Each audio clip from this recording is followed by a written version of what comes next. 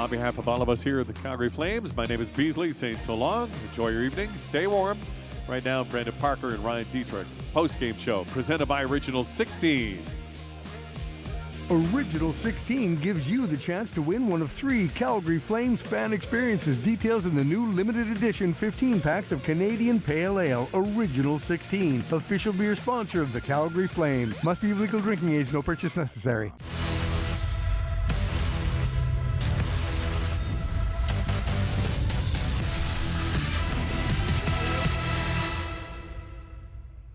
Welcome inside Flames postgame live, brought to you by Original 16. The Calgary Flames continuing their 5-game homestand here tonight against the Montreal Canadiens and fall 2-1 the final here tonight thanks to a third-period power play goal by Montreal, the difference in this hockey game, but not for a lack of chances, not for a lack of opportunities and shots for the Calgary Flames, but inevitably a problem that has creeped into the game here numerous times this season is just the lack of finish, and it inevitably kind of cost them here tonight. Certainly, and a lot of frustration, I'm sure, in that Flames locker room right now because, like you said, you feel when you look at the numbers at the end of the night that you pretty much did everything you wanted to do. The final shots were, I believe, 46-19. So that was, sometimes that number can be maybe not so indicative of the play, but it absolutely was tonight. And, I'm into the advanced stats world, and you look at shot attempts tonight at all strengths, the Flames put up 83. So that's a season high by a fairly wide margin. But I think it also says that maybe things were a little bit too easy on Jake Allen, despite the fact that the Canadiens did do a pretty good job of boxing out and ultimately blocking a lot of those attempts on net too. So kind of limiting some of the high quality chances that they were looking for. But at the end of the night, the storyline has to be Jake Allen because he was sensational and ultimately the difference in this one. 44 saves Jake Allen makes throughout the course of the night, and you mentioned blocks, and I'm sure there's a few that stick out. There's some shots that I don't even know where they hit or where they ended up, not getting through to the net. But I think of the one in the later stages here, the third period, where Michael Stone uncorks one right from the slot, and that one I think ends up hitting Caden Gooley. I mean, he was the one that went down, ends up absorbing a lot of that. But they did do a pretty good job of collapsing down when they had to. Which can make a huge difference. They did, and it was either that or they were clearing those lanes and making some of those long-distance shots a little bit more of an easy save. There was a point in the third period, too, where we saw it was a point shot.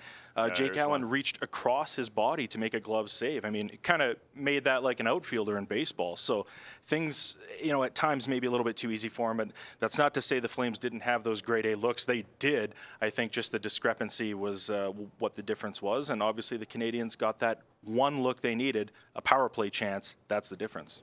Yeah, and that is, by the way, that was the shot that Caden Gooley ended up blocking. I think ended up coming off the ice. Obviously something to celebrate, though, as his team was able to close it out. All right, let's go through the highlights here.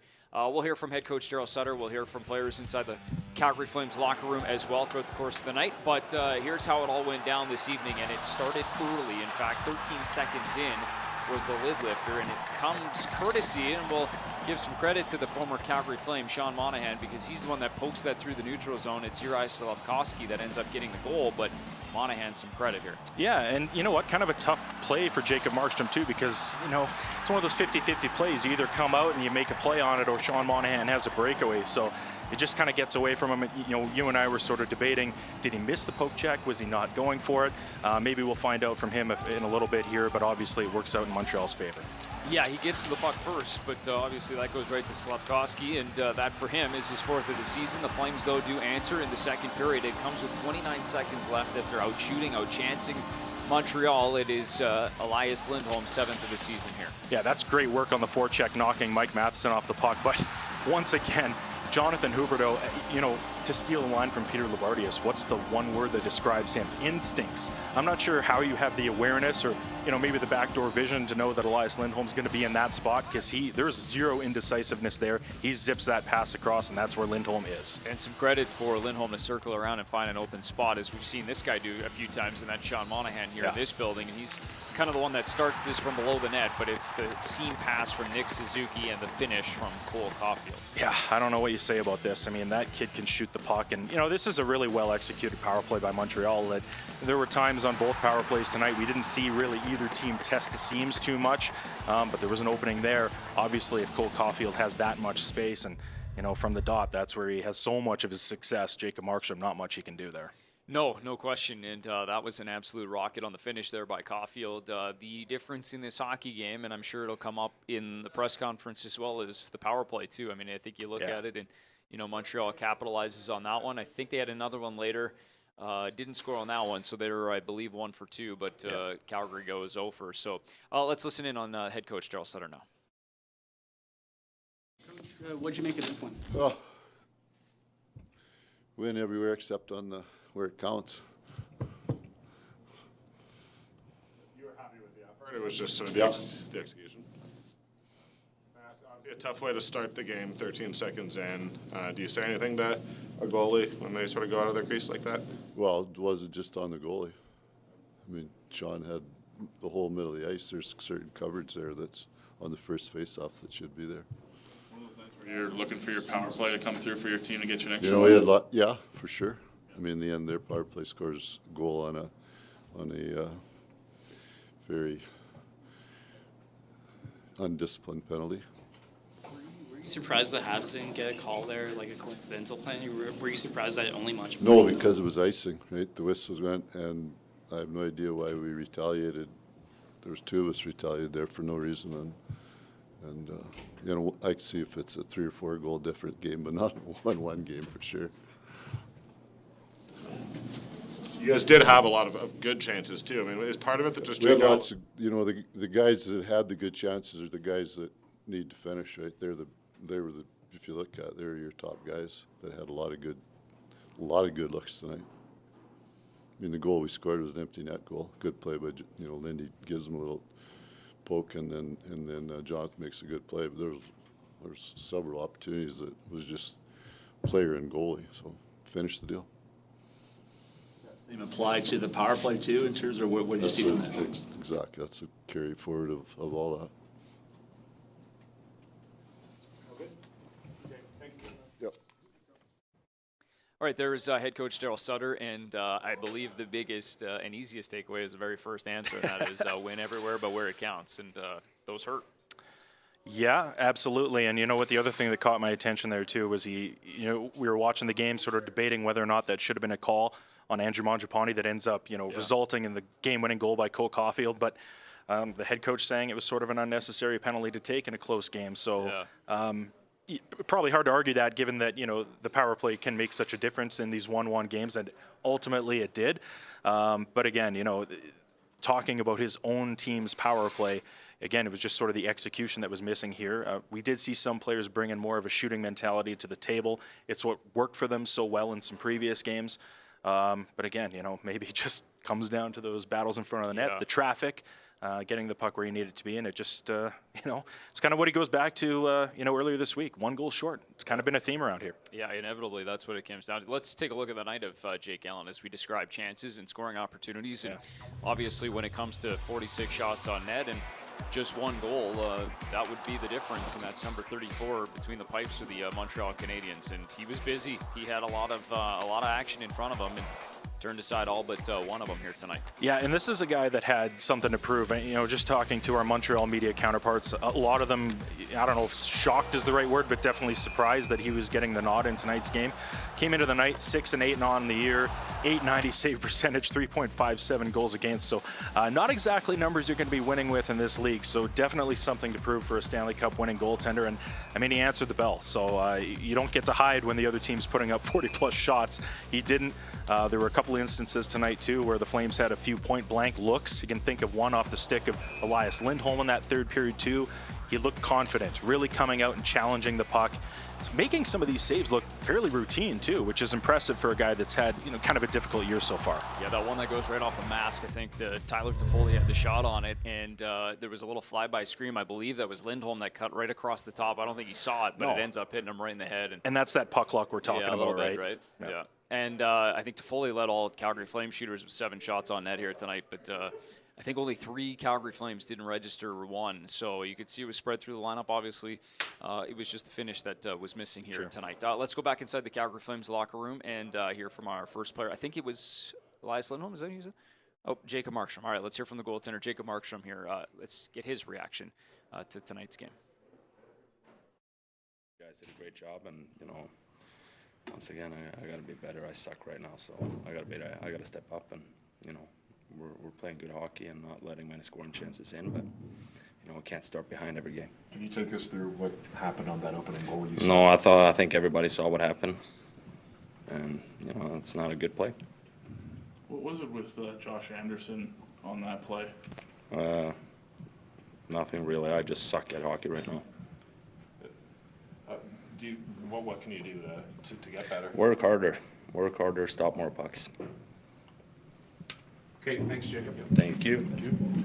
All right, short but sweet there from Jacob Markstrom, and obviously highly critical of himself. I mean, it's obviously not the first time we've heard him kind of be critical of his own play, but obviously that's a goaltender that's not happy right now. Yeah, just fighting it. And like you said, I mean, this is a guy who, frankly, win or lose, wears his performance and, cares deeply. So even when I think he posts a shutout, he'll talk about how he needs to be better some nights. Not sure that's possible. But, definitely a tough stretch for him right now, which is too bad because, he did make some big saves in this game. Sure, and breakaway stop on Anderson in the third there, yeah. You keep him in the game late when your team needed that kind of a save. So, tough one, but he's a great goaltender. But we've been through the laundry list. Vezina finalist last year. We know he's going to bounce back. He's just going through a rough stretch right now where he's trying to play through it. Yeah, one, he's also a guy that'll he'll shoulder some of that, and probably not to a point that he needs to. And obviously seeing some of that there. Let's head back inside the Calgary Flames locker room. Let's hear from Elias Lindholm. He said he felt like he sucked at hockey right now. What can you do to support a teammate who feels that way and is going through that? I didn't think he sucked. Honestly, it was the one-timer there. The second goal is, it's a good shot. And so, but, overall, we just got to find ways to put the puck in the net and win this game. Is it fighting the frustration when you have that many chances and you only have the one that goes in after 40? Yeah, it's tough. Obviously we tried hard in the third, and I think still we can do a better job with traffic. I think their goalie saw a lot of pucks, but we just got to bear down more. Elias, what are you seeing on the PK right now? It's kind of slipped in some key moments in recent games. I think last year we were good PK, and this year lately we've been struggling a little bit. Some unlucky bounces overall. I think OT 4-on-3 and stuff like that. But tonight, me and Bax were doing the same job, so it's on us too. What maybe similar about the power play where it maybe hasn't generated the scoring chances you want. What can that do differently for you? No, I think in this league, if you want to be a good team and go far in the playoffs, you need to have a good power play. And same there, we're struggling a little bit there too, and just got to keep it simple and put more pucks on the net and go from there. You talk about your goal late in the second there. Yeah, it was a 50-50 battle, and I came out with puck and just tried to get it to the net and try to find open space, and Johnny found me there. So it was a pretty easy goal. To get it back to even after two, it looked like you got the start you wanted to the third. Where did it kind of slip there? Yeah, I think our PK. I think we had a lot of. I think we had full control of the game and gave them. We knew they have some dangerous guys there, but like I said, me and Bax were a little miscommunication there between us, so we got to be better. Okay, thanks, Lindy. That's a wrap for us. 11 a.m.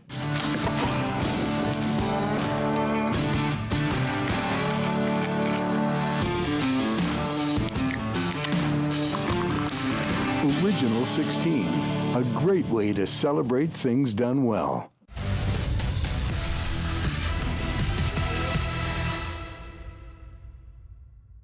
All right, welcome back, Flames TV Live. The post-game show, it's brought to you by Original 16, celebrating things done well. It is a Montreal Canadiens victory here tonight, 2-1 the final score. And I think we kind of talked about the team. The scoring chances, obviously heard from Elias Lindholm there, describing kind of the night through their eyes. And 46 shots on net, as we've kind of outlined. There was opportunities aplenty, and that's where the situation ended up. But let's talk about the subplot to this game, and it's for a second consecutive night.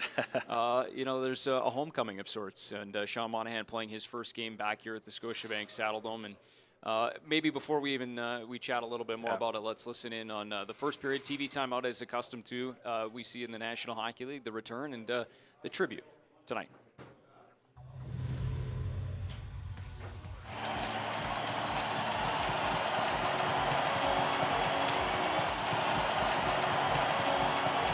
Yeah, that'd be great. Okay, thanks.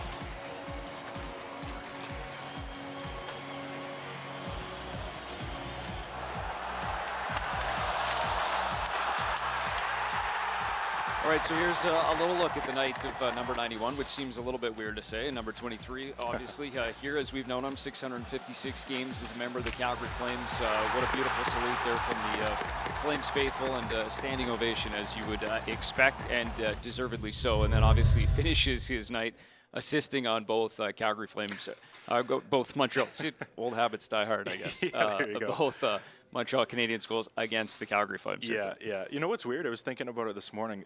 I still think of a guy like Sean Monahan as being like a young guy in this league. And I mean, he is for all intents and purposes. But we were talking about his history in this organization, and somebody said to me, yeah, it's been, about a decade. And I'm like, really? Like, you actually have to do the math in your head to try and get to that point. So to be able to, for him to come back today and for us to be able to listen in on some of the memories and, at least see him face to face and see some of that emotion that he entered the building with this morning, pretty awesome. Yeah, and much like, I think there was a little bit more of a question mark in terms of the Matthew Tkachuk reaction, which was interesting, and it kind of played into it. But then obviously this one was pretty automatic, and just in terms of you go through the numbers, and I think 9th all time in games played here in this organization, over 200 goals scored. I think the game winners kind of sticks out too. But maybe just before we kind of finish up that thought, let's listen in on Sean this morning and just sort of the reaction, some of the emotion. Weird is the first word that comes up when coming back into this building from a visitor standpoint, but emotion is pretty clear. Yeah, no, just thank you. I mean, supported me from day one, came in 18 years old, and it's a special place, and really enjoyed my time here. There's no doubt about your status tonight? No. Tonight? Yep. Okay. Thanks, Sean. Yep. All right, there you hear it from Sean Monahan. That was this morning, so there was the thank you to the fans, and then obviously they got their chance to thank number 23, as we know him, 91 on the other side here tonight. Just final thoughts on Monahan. Well, a little quick story here because, you and I joined the organization the same year, so I came on board in August of 2018. Also a monumental occasion. Yeah, I don't, not many video tributes around the league for me at this point, but maybe one day. And I remember, I think it was my second or third day with the team, and I was doing a story on Sean Monahan. He was coming off, wrist surgery at the time, so a big training camp for him upcoming, and did a phone interview with him at the time. He was just getting set to come back to Calgary, and I did the interview. It was kind of the standard interview you do with a guy, and I took the opportunity to, introduce myself and say, hey, my name's Ryan. I'm new with the organization. I'm going to be doing this, and he took a few moments after saying that and really welcomed me to the organization and said, if there's anything I can do to, help the content team or make life a little easier on us, just to let him know. So over the course of, 4 years with the organization, he absolutely lived up to that. You could go up to him and, have a talk about anything that we needed from a content perspective, or just maybe to have a nice conversation with one of the good guys in the game. So I don't have too many of the behind the scenes stories that maybe guys like Milan Lucic and Michael Backlund did this morning, but you could tell just based on what everybody was saying about this guy, just a tremendous person and clearly a tremendous teammate for this Flames organization. Yeah, that's well said, really well said. And I think you probably hit the nail on the head. Is that the reactions this morning from every single player to a man in the locker room would indicate that exactly. So good stuff here tonight from that perspective, and obviously onward and upward for the Calgary Flames as well. Thanks for doing it, and let's close the book on this one here tonight. It is a Montreal Canadiens victory, 2-1 the final. Jake Allen makes 44 saves in the win, and now it's on to the next one. It's a Saturday night tilt against the Washington Capitals. These two teams met not long ago back in Washington. They'll do it all over again for the final time this season here. Saturday night, it's part of the Hockey Night in Canada doubleheader. Thanks for watching Flames Postgame Live, brought to you by Original 16. We'll see you on Saturday.